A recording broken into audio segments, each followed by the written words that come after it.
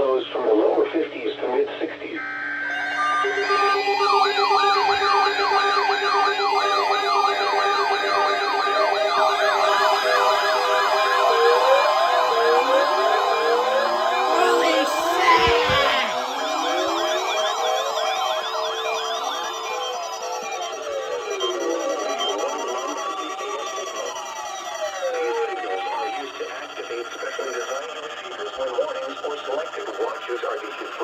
Dangerous weather situations.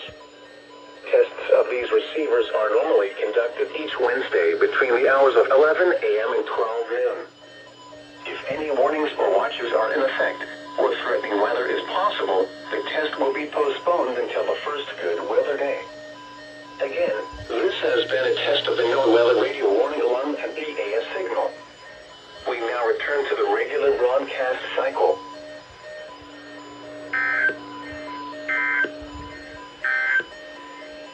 The Area 14